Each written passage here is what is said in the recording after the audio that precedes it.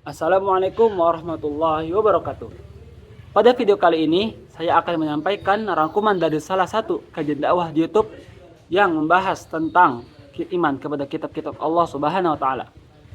Kajian ini disampaikan oleh Ustaz Khalid Basalamah yang menjelaskan makna beriman kepada kitab Allah, jenis-jenis kitab yang diturunkan oleh Allah, serta kedudukan Al-Qur'an sebagai pedoman hidup dan umat Islam. Sebelum masuk ke rangkuman materi, berikut saya sampaikan biodata singkat Ustaz Khalid Basalamah. Ustaz Khalid Basalamah lahir di Makassar pada 1 Mei 1975. Beliau menempuh pendidikan Islam hingga ke Universitas Islam Madinah. Kemudian melanjutkan pendidikan S2 di Universitas Muslim Indonesia dan S3 di Malaysia. Saat ini, beliau dikenal sebagai pendakwah yang aktif menyampaikan kajian Al-Quran dan hadis melalui majelis ilmu serta berbagai platform media sosial.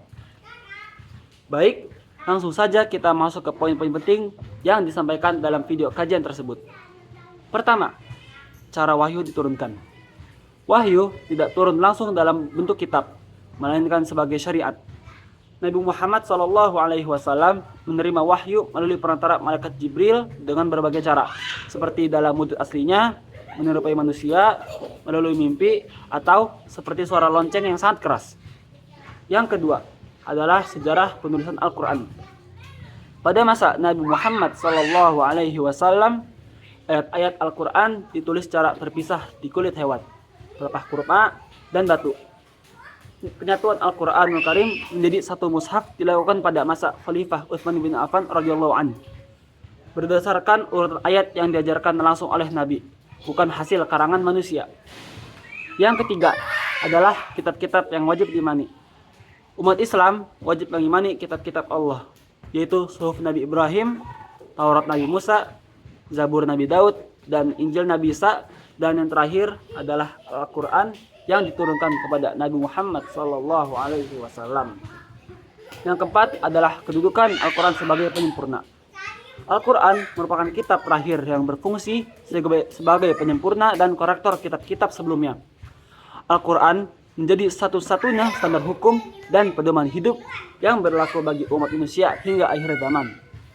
Yang kelima adalah perubahan pada kitab Injil. Secara sejarah jelaskan bahwa Injil baru dibukukan ratusan tahun setelah Nabi Isa diangkat. Dari ratusan versi Injil yang ada, hanya beberapa yang diakui oleh kerajaan Romawi, sehingga diyakini isinya sudah tidak murni lagi. Yang keenam, kondisi Zabur dan Taurat. Kitab Zabur diyakini telah hilang, sedangkan Taurat yang ada saat ini sudah bercampur dengan pemikiran manusia, seperti adanya Talmud, sehingga tidak lagi bisa dijadikan rujukan kebenaran mutlak. Yang ketujuh, sikap Muslim terhadap kitab lain. Karena Al-Quran sudah lengkap dan terjaga kemurniannya, seorang Muslim tidak perlu mencari kebenaran dari kitab suci agama lain yang telah mengalami banyak sekali perubahan. Dan yang kedelapan, kritik Ustaz Khalid Basalamah terhadap metode belajar yang keliru.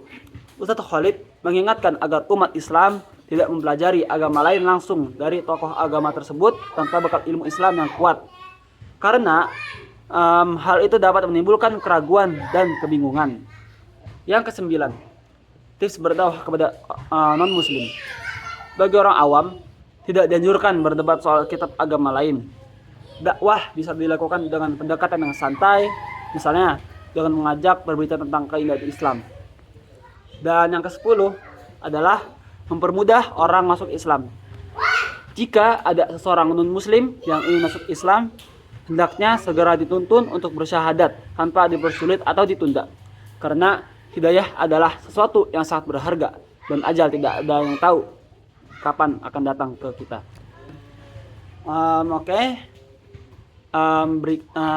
Mungkin segitu saja untuk video saya kali ini.